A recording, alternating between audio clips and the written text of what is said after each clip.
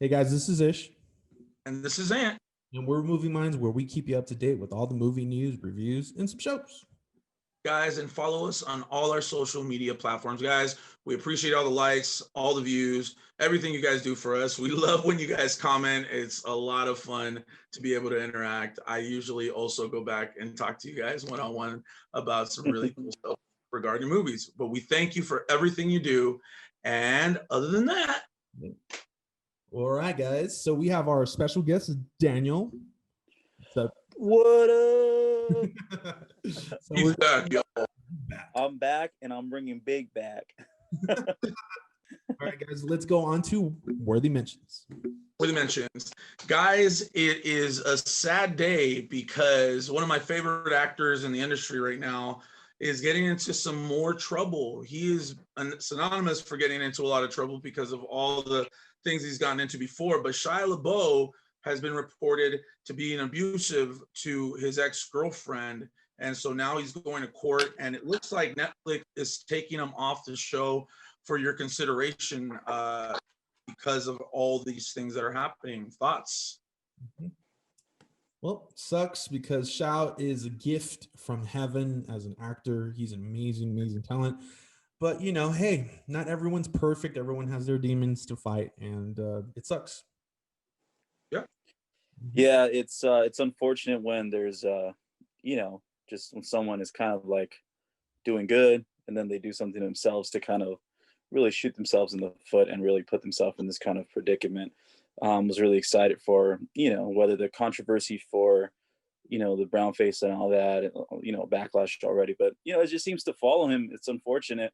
And I hope the best thing you can do is just hope that, I don't know if he needs help. Obviously, if you've seen Honey Boy, it's a slight depiction of himself and his upbringing. So he has some demons. He's got stuff to battle, and hopefully he can overcome those, because I really do think that he's a talent. And Yeah, it says also that Saya, his ex-girlfriend, the girl that he did that video with, she's pretty famous. She sings. She's been in a lot of features with other rappers and things. Has also said that he forced her into an adulterous relationship.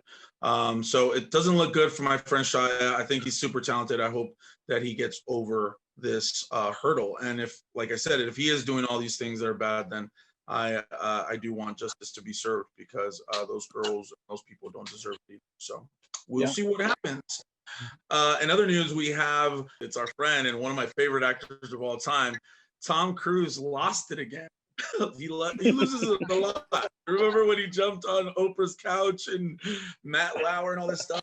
Yes, exactly. It was reported by Variety that Tom Cruise was recorded yelling at some of the staff that was helping on the new Mission Impossible movie about not wearing their masks and not being 6 feet apart. Actually, I don't know if they were wearing their mask or not, but they weren't apart. They were not 6 feet apart, and he went off. He was really, really angry. He was irate, and so he got a lot of backlash for it. What do you guys think? I think that he was right about what he said. Maybe not how he said it, but we don't live in a perfect world where, the person who can kind of call the shots always talks the nicest to you. I think he's justified in what he's standing for. He's saying that he's helped employed so many, jobs and people, and that, Hollywood right now is even lucky to be filming, realistically, because how bad things are. I think people need to take care of their jobs. And I think this affects more than just the project or the film that you're on. It also can affect other people who are on other, doing productions and other films. So, let's keep the standard high, and just, it's unfortunate. It must suck to run around holding the grip for the camera, running cables, or running around holding lighting, or doing whatever you got to do with the mask on, But unfortunately, a lot of us got to do most of our jobs anyways with a mask on. So, protect yourself and protect others. He put his own money into this project. Okay, so he can yell at whoever the hell he wants, especially anyone that is not following restrictions or guidelines for COVID. And during a pandemic, that can shut down the whole industry, and he's fighting for his industry. So total respect for what he did. Yeah, I feel the same, guys. I mean, he did the right thing. Even though he does come off a bit harsh, I do understand where he's coming from. He is carrying the movie on his shoulders. It's a lot of his money, so I totally get both of your guys' points. And so I also, agree with you guys with everything that's going on. But we will see what happens in the future. I don't think nothing's going to happen to him as far as him losing any star power. But I'm still going to go watch Mission Impossible for sure. So those are your worthy mentions, guys. Now let's go on to Hot Tops, guys. This week, geez, let's just take a breath and really thank the good Lord for bringing us Jon Favreau. And he was on Good Morning America. He was talking about final season 2 finale for The Mandalorian. We finally got Mark Hamill back as Luke Skywalker.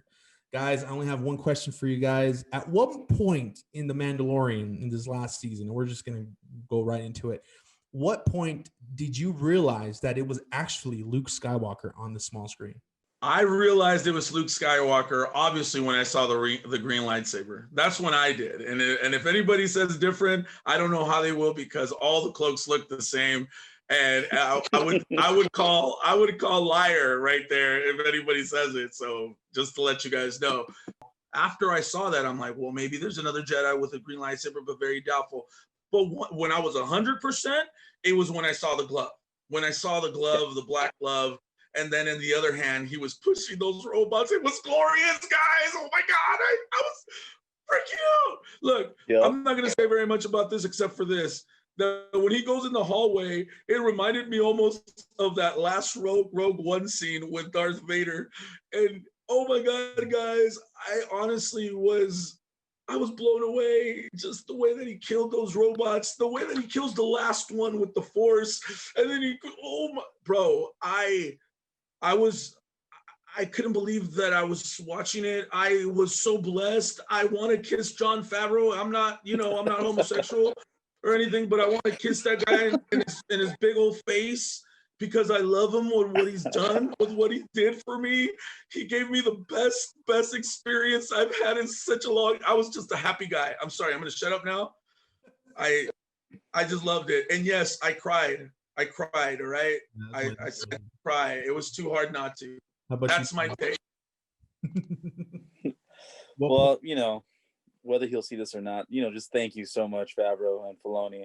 I'm just really excited for the magic that they capture, the joy, the excitement, the interest in Star Wars again. Like, just, that special feeling you get, to care for it. It's amazing to have that back and to have Favreau at the helm of continuing to do that, and it was just amazing for me. I knew it was Luke Skywalker when the glove was the indicator for me. I don't remember off the top of my head, even though I've seen the episode 3 times. I don't know off the top of my head, like if the glove came out first before the lightsaber or it was simultaneous. But when I saw that black glove, I was like, dude, that's Luke Skywalker, dude. But I still didn't want to believe it.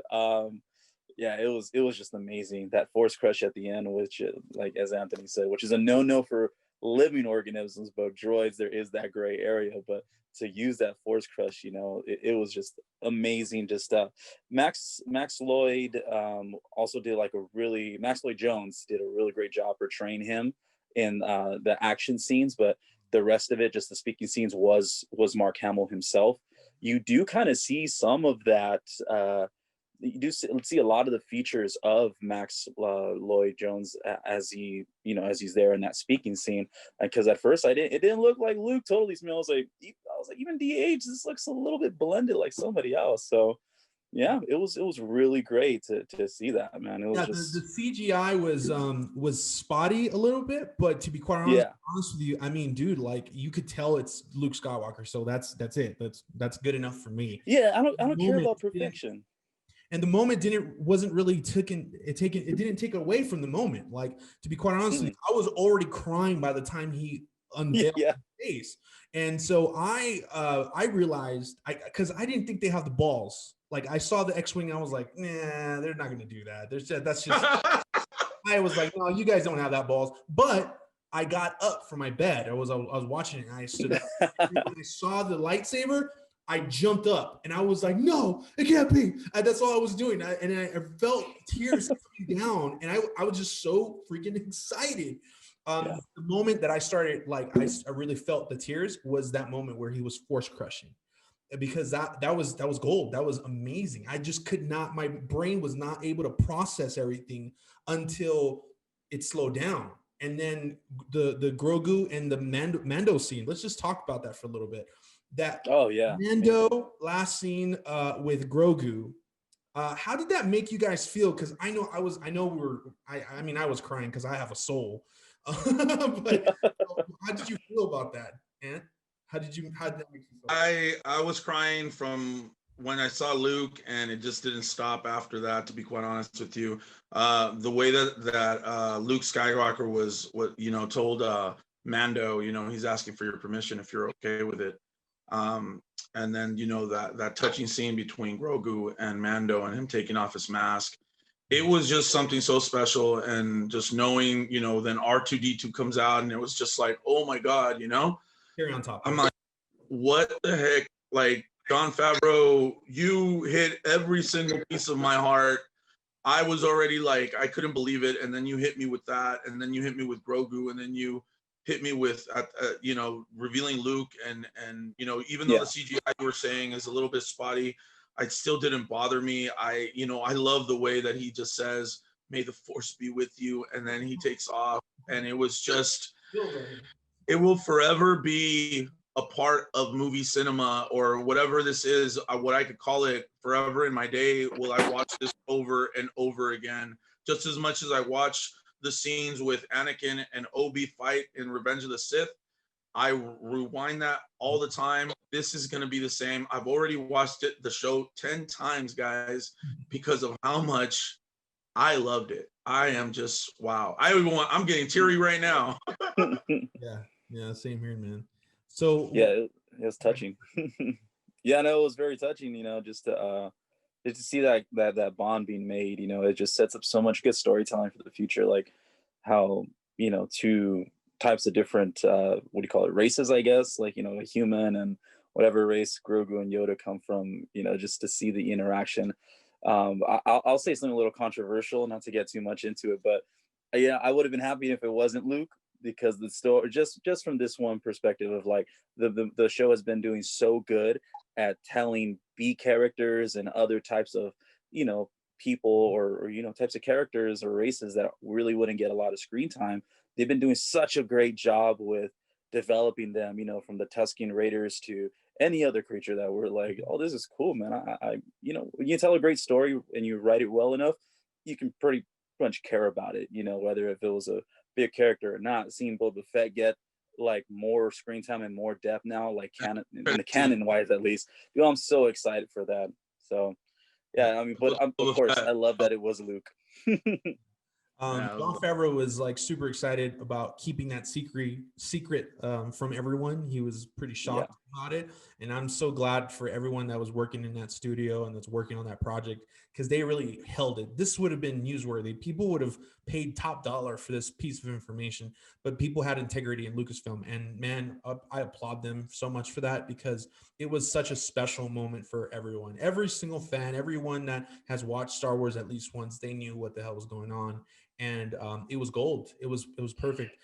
With what you said, Daniel, about like the future and what it holds. What do you guys think about the future? Do you think that the show can sustain itself without Grogu in this picture, or are we going to get Grogu and Luke?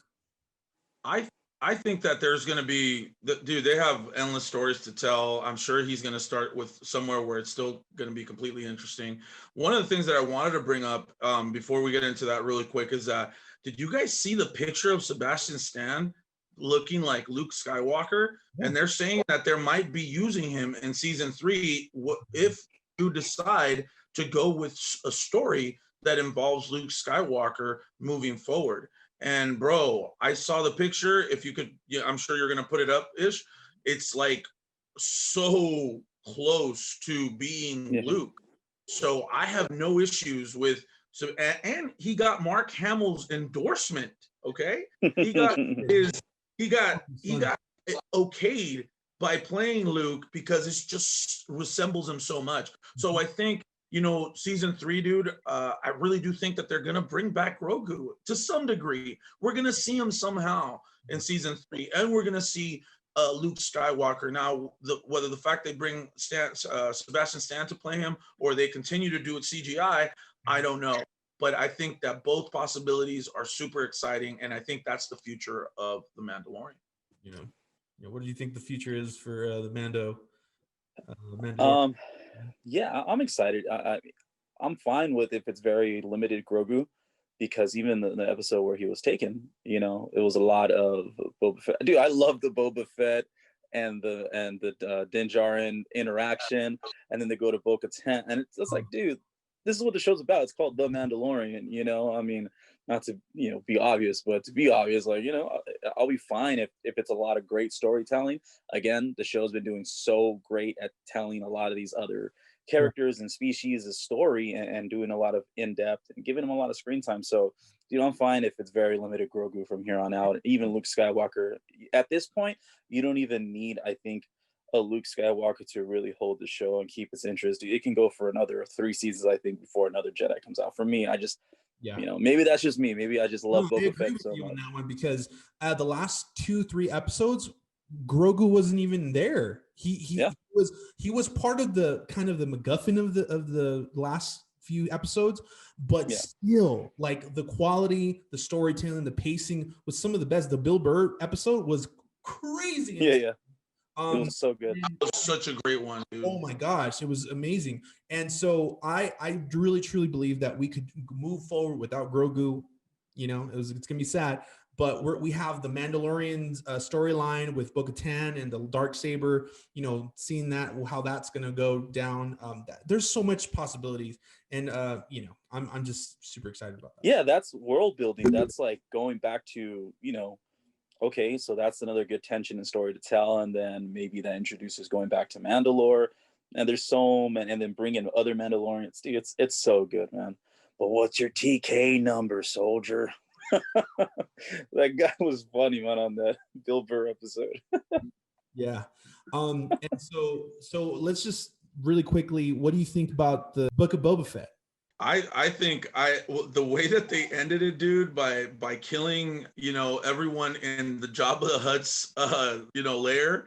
Yeah. I was transported back. Even I was super excited. I know, like people that were watching it with me, or like my wife that was watching, they don't understand where he's at, who has been there, who has sat in that chair, what kind of history it has. And so the fact that Boba Fett kills what's his name, Flanker, or I don't remember his name. It's something with an F. It's something with an F. I know his name. I can't remember. But the fact that he killed him, the way he killed him, was so freaking dope, dude. Because he deserved it too. Because he was just like, oh, I thought you were dead. Oh, and he was trying to and then he sits down on the chair. What's her name? Grabs something to drink, and it just looks like it's just gonna be a great show, guys. I love Boba Fett, guys. I loved him in the show where Grogu was on the rock, and how he fought and how they presented him. It was just it, dude. I honestly, man, I just can't find anything wrong. I can't, not yet. I can't criticize Jon Favreau yet. Is that crazy or not? Because I love to hate sometimes too. Yeah, I think Boba Fett was probably my favorite part of this episode, aside from, of course, Luke, because of the slave 1 or slave 2 going through pushing through the hyperspace, coming out of hyperspace, and then attacking the cruiser. That whole process, that whole thought process of how that works is just so amazing to me. I love that, how he confronted Bo-Katan, as you said, Daniel. Just my favorite part of the episodes were around Boba Fett, aside from the Luke Skywalker thing. So Ish, what do you think about the whole, the black saber not being able to just be given, but one, they have for it, and I'm sure that's going to have a lot to do with the 3rd season. Dude, that's you have no idea that saber means it's like the crown of idea that's the way you're supposed. That's the only way it'll react to you. I had totally forgot that that's the level of like respect of the saber that they had. But literally, Darth Maul and Vizsla, I forgot his name, Jon Favreau's character in Clone Wars, they fought against it.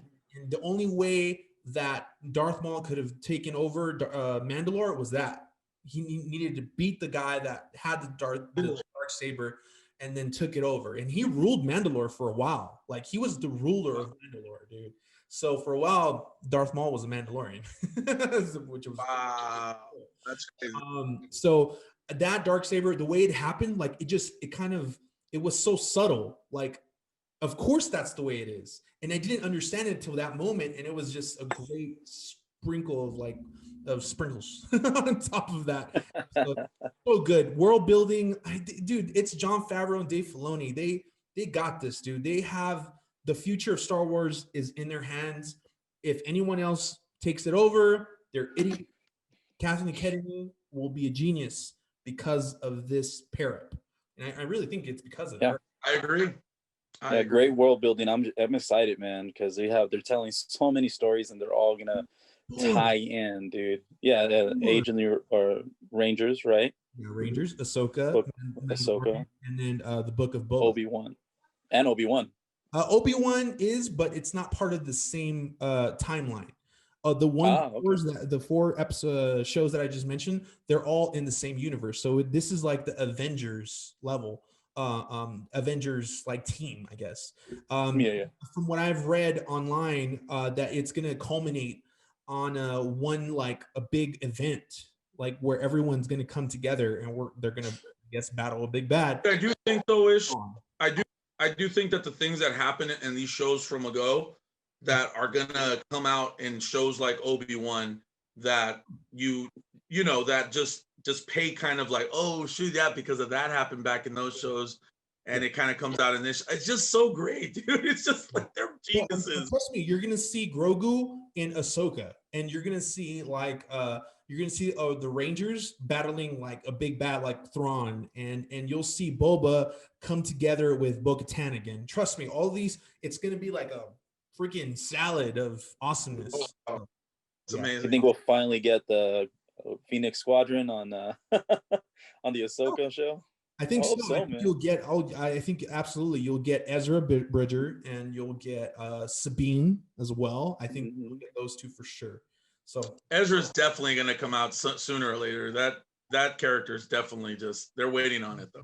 I'm sure he was already casted because they already had Ahsoka in the line, so they already are starting production. They need the script up and running. I mean, he's already casted, dude. I'm positive the dude that's been around, that's being rumored to be Ezra, that's the dude. That's going to be him. So cool. I love that they're not really wasting time either, because they're already beginning filming, right, for the Book of Boba. Yep. And as soon as that's done, season 3 of Mando. So yeah, dude, it's nuts. They're gonna be busy for a while. Christmas next year. Christmas belongs to Star Wars, in my opinion. This whole season, it's Star Wars now, forever. It's like a callback to what you said. The small screen's now becoming big screen. Absolutely. All right, guys. So that's going to be our hot top for today. We're going to cut it there, but we're going to go on to streaming and chilling. And we're going to do a top 2 Christmas, top 2 Christmas streams. My bad for interrupting. My first pick for the 2 is going to be Jingle All the Way. Guys, if you haven't seen that movie, you guys go see it. It's an amazing movie. I love it. It's with Arnold Schwarzenegger, Sinbad. It has a bunch of up and downs about this dad that wants to go and get a toy for his son. And it's one of those limited toys that not everyone can get. And he was one of those dads that thought he had gotten one or thought it wasn't a big deal to go get sooner. But then he finds out that all his friends, everybody has one. They all feel special. and he lies to his family saying that one is already under his Christmas tree. And he goes through all this adventure with this mailman, which is played by Sinbad, wants one too, and they're fighting all over the freaking place to try to get this one doll. At the end, there's a great culmination of what happens with the character and with Arnold Schwarzenegger. Guys, check it out. It's Jingle All the Way. Check it out. That's my favorite one. That's Arnold's in his prime, really. Like, that's so good. I love that one. My first stream of today for Christmas is Die Hard. Now, a lot of people are gonna say, no, that's not Christmas. But not in a Christmas movie, bro. Come on, man. You see some shit up in there. You see some, like, it's cold. It brings joy to you at the very end, even though everyone's dead. It's great. It's awesome. It's Christmas. Honestly, I don't know. And no one can really explain it, but it is a Christmas movie, in my opinion. It's a great action flick for those who don't want to get all mushy and like excited under mistletoe and stuff. This is a man-to-man movie. You guys got to watch it if you have not watched it, because I know it's old. So a lot of people that are watching this may not have watched Die Hard before. Trust me. Pause this, or maybe finish this episode, and then go watch it. Yeah, go see Jingle All the Way. Nah. It's my movie. It's a lot of action. For me, my top will be Elf. Speaking of Jon Favreau, directed by Jon Favreau, released in 2003. It's a great movie with the Will Ferrell. It's a classic, man. I love it. It's just a feel good. It's one of those, like, if I just happen to be passing looking for some other movie and it's already on TV, I'm like, I'm just gonna park right here, man. I love Elf. Zooey Deschanel, man. I started having a major crush on her in that movie. So. She looks good blonde. Yeah. Right. So for my second pick, that's a great one, by the way, Daniel. I love that movie as well. I contemplated picking it. My second movie is going to be the classic, guys. I picked this movie. I watch it every Christmas. I watch it even when it's not Christmas. I watch it just to help me go to sleep because it takes me to a better time in my life, I guess. Home Alone with Macaulay Culkin. Obviously, you guys know this one. There's no surprise here. It's a beautiful movie, well made. John Hughes, Macaulay Culkin, all their family, stays by himself in his house. Joe Pesci, the Joe Pesci from Goodfellas is, he's a thief, and he tries to get into the house. I don't even have to explain it. I'm sure you guys know it already. It's just a great feel-good movie. Honestly, I don't think it gets the respect it does when it comes to the soundtrack that they put inside the movie. But I love just putting that soundtrack on when we're opening presents, when we're around the tree, and just with the family. It's one of my go-tos. Home Alone, Macaulay Culkin. Check it out. Cool. There's a docu-series on Netflix called The Movies That Made Us. Home Alone is one of them. I think it's in their Christmas edition, actually. And the whole process of that movie and how it was made, it'll trip you guys out. If you are into production and all that stuff, that's a great documentary to watch. The Movies That Made Us. It also, another movie that's on The Movies That Made Us is The Nightmare Before Christmas. Tim Burton's, because of this docu-series. I've never seen that movie, Ish. What are you talking about? Whoa. Are you serious right now? I don't know why. I've never seen it. Classic, bro. Okay, now you have to do this now. So dude, this claymation movie is freaking amazing, and it was underappreciated and during its time when it ran in the theaters. Now it's a cult classic. People have tattoos of like Jack. They have like so much merchandise. Disney didn't even believe in this until years later when it started popping up in Asia like a lot. So this is a great movie, guys. I don't know what everyone was thinking about during the 90s. This is an amazing classic Christmas Halloween movie. Once you see it, I it. I know everybody loves it. It's everywhere. I love the artistry in it. Yeah. I just never seen it, dude. It's never called to me. Like, it's never like, oh, let me watch this movie. But everybody loves it. I gotta check it out. I do. You know, I won't leave you hanging there alone, Anthony. You know, I probably didn't honestly give it an honest watch till about Christmas time last year. And I was like, yeah, I can see why this movie's really good. Talk about something that influences culture, man. It's a good one. My second pick for a holiday movie, it's actually a brand new one to the holiday genre. It's streaming right now on Netflix. It was released last year. It's called Claws by Sergio Pablos. Believe it or not, it actually was nominated for the Academy Awards of Best Animated Feature Film. And it lost to the legendary franchise that is Toy Story. So Toy Story 4 is what it lost to. But had not Toy Story, probably, I think it would have, had it not come out that year, it would have won, because it's a really great movie. It's an animation, and it's about a mailman. He comes from, like, I think it's like a mail academy, or it's like a state or like a country where that's where they all come from. And his father's like the president or something like that of this academy. And he's sent to a town, like a real like Arctic town, and it's like the place, like the outcasted place. Nobody wants to go there. It's tough. It's rough. The citizens are really evil and just really mean and have no Christmas spirit at all. And he's on the verge of giving up, but then little by little he starts getting won over by this town. And there's little beats of kind of like a Santa Claus in this story. I don't want to give too much away, because I think especially if you have kids or you just want a good family movie, it's such a great, heartwarming film, man. And if you haven't seen it, I definitely would give it a watch. It has just a great ending. The story along the way is just really great. And you might shed a tear in there because it's such a beautiful story, and you fall in love with this Santa Claus-esque character.